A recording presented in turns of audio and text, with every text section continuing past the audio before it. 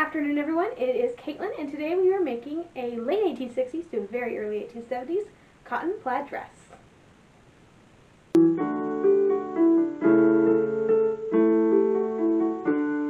Alright, let's get started. So, I have here some, sorry, dog, playing with toys. I have some cotton shirting that we're going to be using today. It's in lovely red, white plaid. It's gorgeous. And we are going to be using Marna Davis's Lillie pattern for the most part. We're going to make some changes today, mostly because I want a waistband. Because it's a plaid, I think it'd be really cool to do on the bias. Anyway, let's go ahead and get cutting.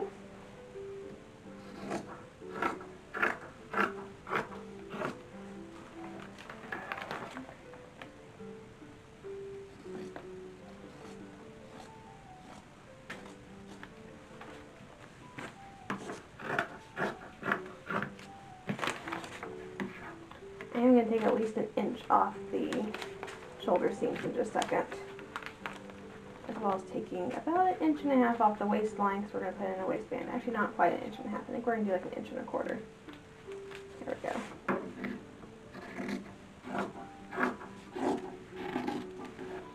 Alright, it's been several months. Let's just put it that way.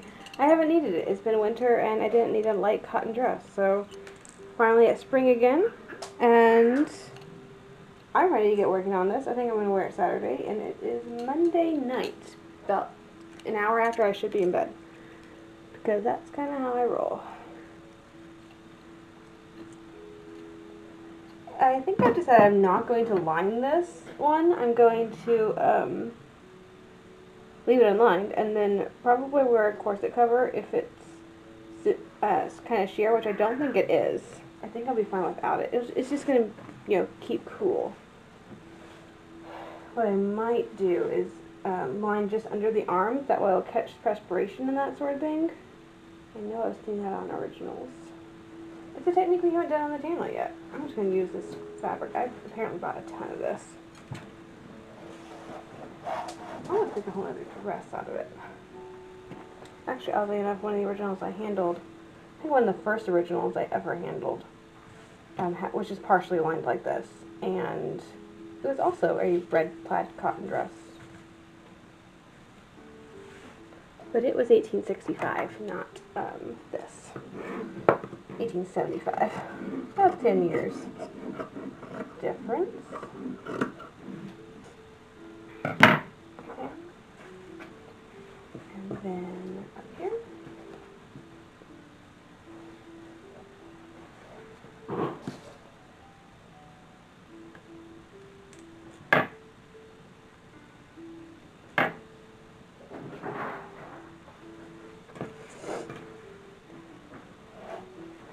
Shoulder seams, and then we can just stitch all this up.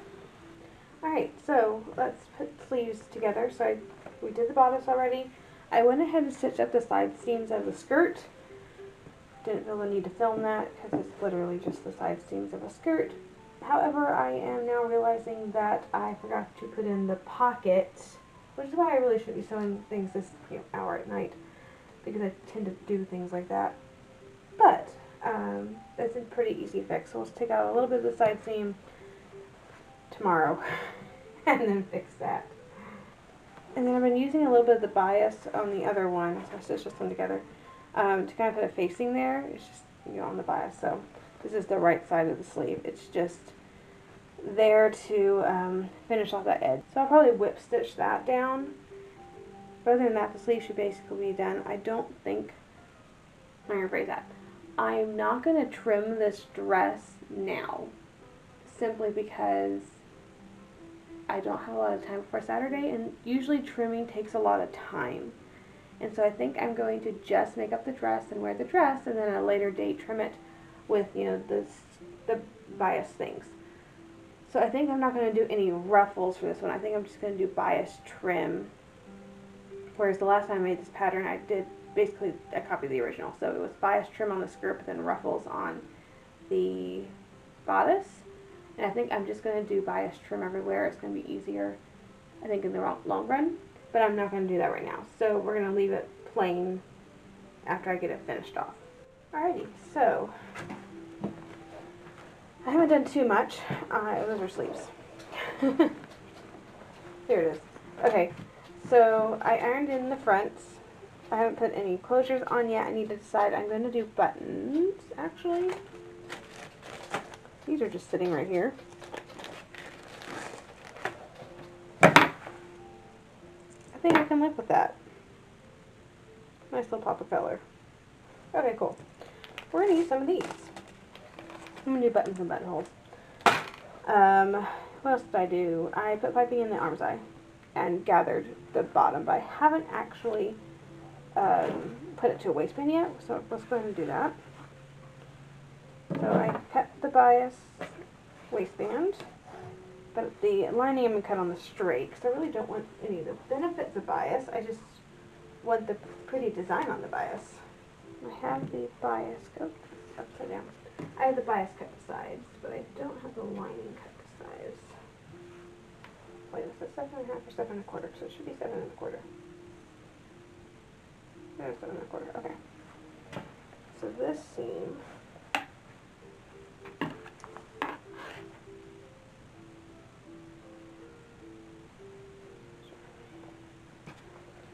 So this seam goes here.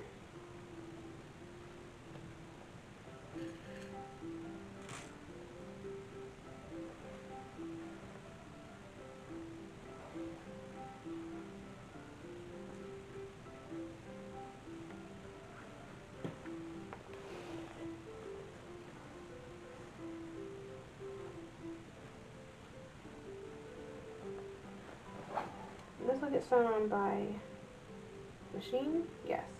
And then I'll put in piping on the very bottom. Alright, so I got the bias put on the waistband. I ended up deciding to go ahead and finish the edges of the lining and then also this as well, simply because I didn't want to ravel. I added the buttons. We did 9 of them, kind of spaced a little bit further apart. And then the dang buttonholes, which are done. They don't look pretty, but they're done. I did forget to cut a collar, so that's what I'm putting on right now. So I just cut a little, mine ended up being 18-inch strip of bias, 2 of them actually. Stitched them together at one end and the both short ends, one long end to both short ends. And then that was my collar. Basically, it was about 2 inches wide when I started, so it'll be about an inch wide when I'm done, a little bit less than. And then I basically cut the same width of this for binding. I had extra bias cut, but I already have it made into piping because I forgot that I didn't pipe everything. I needed to paste them as well, so I just went ahead and cut a new one instead of taking out the, cord from the piping. It just made much more sense to do it this way.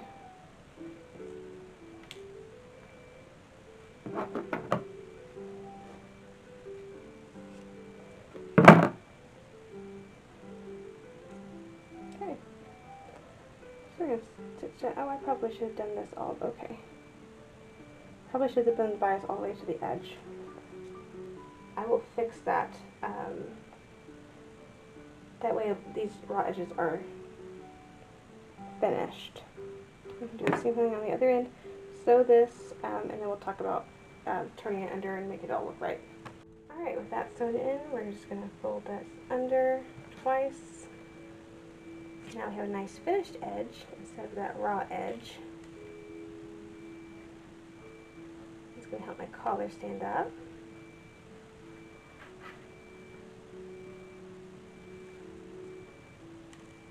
I'm going to whip stitch that down. I've got to be very careful to do nice, neat, nearly invisible stitches.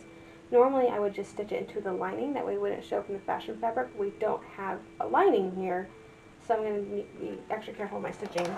But that is the collar. And there will be a little bit of a gap. Alright, we are nearing to the end, slowly but surely. So I'm finishing this facing, which, as with most 19th century dresses, serves to hem it without using too much of the fashion fabric, and also provides a little bit of a layer. That way if I kick up dirt or get this muddy, I can take it off and the dress fabric is still unharmed, is the ideal. The last last look for the gauging. So close. Of course, the first time I measured it wrong. And I already had half the skirt sewn before I realized it.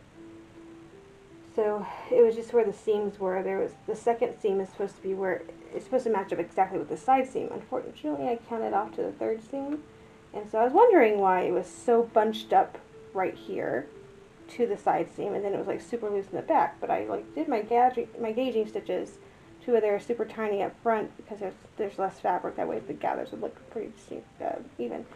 And there's more fullness in the back, so I made the stitches larger.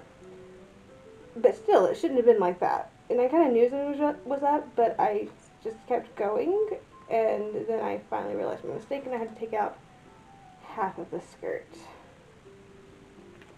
Luckily, I didn't have to redo the gauging itself, like the stitching in here. All I had to do was do the whip stitches that I'm doing now again.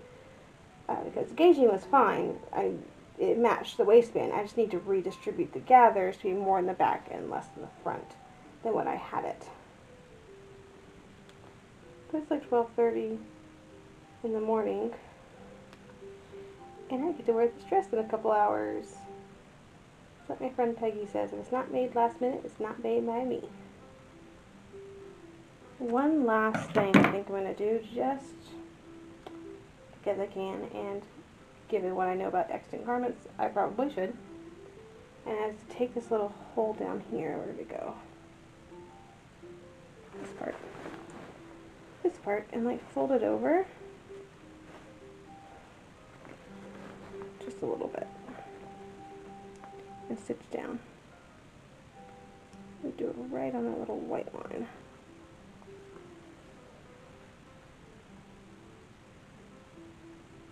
This just keeps my petticoats from showing through when I wear it.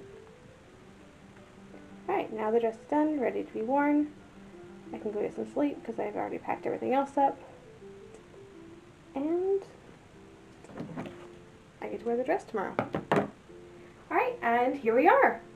So it's the next day. So I wore this today. Works so well. It is so nice and cool. It didn't quite get up to 90 today, so it really wasn't hot. It was just, warm. It was like 86, 87. So it was just warm. It wasn't hot. But I'm still very glad I had this dress. Fits. It looks really nice. Sleeves might be slightly too long, but just moving them, they kind of sit here. So I think they're fine all around. And of course, our little collar. Little bias collar. I did cut it on the bias. I didn't mean to. I thought I was going to cut it on the straight grain, and then somehow I just cut it on the bias, and I really like it this way. So I'm glad that that was an accident, but it was a happy accident. Belt on the bias, which of course gives it a really cool look. I have not trimmed it, and I have the stuff to trim it. I have all the fabric to trim it. It's going to stay off for right now.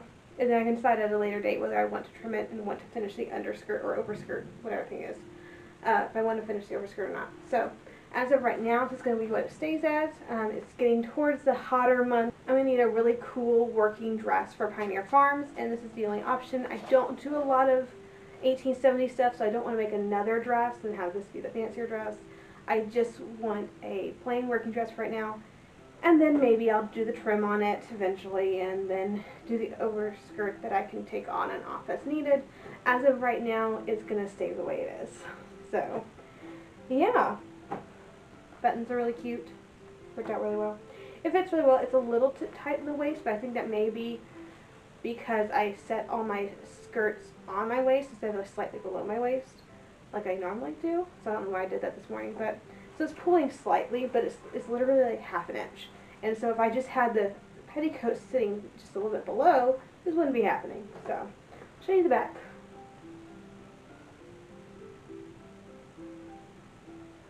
But yeah, I'm very happy with it. I think it might be my favorite post 1855 dress that I own. Which, okay, I don't have a ton of those dresses anymore. I'm getting rid of a lot of my 1860 stuff because I don't do that anymore. And it was just taking up space in the closet for things that I really do, like the 1850s and the 1830s. So I've been kind of clearing out a little bit, but this will give me at least 2 dresses for the 70s, which I do fairly frequently because I do Pioneer Farms. one dress for the 80s, which I don't do the 80s, but I sometimes hang out in Bell House, so sometimes I need one. So just one is fine.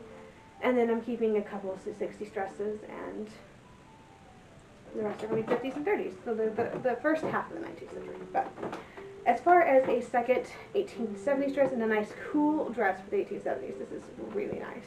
So it is not lined as we discussed, but you can't see the corset. I have a blue corset, so you would definitely be able to see the blue here and then the white chemise and my skin color. But you don't see anything. So this is a really nice opaque cotton, but it's still so cool. And I could really tell the difference today that it wasn't lined. Like I could feel the breeze. Even though it's a very fine opaque cotton, I could really see I could really feel that breeze, and it was so much cooler than a lined cotton. I really didn't think I was going to feel that much of a difference, but I very clearly see why they did this. So that was interesting to note. Actually, as I was thinking about it, I don't think I mentioned it earlier, but as I was thinking last night, really late, it kind of just occurred to me that the very first extant garment I ever got the privilege of handling when I worked at the museum, it was a later 1860s red plaid cotton dress. And it also had been partially lined. And actually, I was thinking later, it was even lined with a stripe. They used ticking. Or the lady who made it used blue and cream colored ticking, if I remember off the top of my head. I don't know if it was cotton or linen. Probably cotton at this time. And hers was a little bit earlier. So hers was like 65, 66. So it didn't have the collar here. It was bound at the neck instead of piped, which is typical of the mid-late 1860s dresses. And of course, it had a skirt that looked just like this. If I don't remember if her belt was on the bias. It's been almost 10 years since I've seen that dress. But it had buttons up the front. Like, I just randomly thought of that. I was like, oh, it kind of reminds me of this dress that I saw a really long time ago, and I wish I had better pictures of. But it was just really nice. So, a few years later, I added a collar, but it's basically that dress, and it makes me really happy because I always wanted to make that dress. Because it was the first accent I ever got to see and study. So I always wanted to make that dress, and I just kind of forgot about it because I could never find the exact fabric. I really wanted to find like the exact fabric, which you think is red, blue, and plaid. You wouldn't think it would be that hard to find, but apparently it is. But this is fairly close. It's close enough. It has some of the colors in it. Hers was semi-sheer though, so. But it is kind of nice. Full circle, coming all the way to from my very first accent that I got to study and really get to know period techniques, and I got to make this. So I'm very happy with it. But that is about it for this dress. Thank you so much for joining me today as we made our 1860s or late 1860s cotton plaid dress. I hope you enjoyed it. If you did, please like and subscribe to the channel. We'd love to have you. New videos come out every Monday and occasionally on Wednesdays. But have a fantastic week, and I will see you back here on Monday.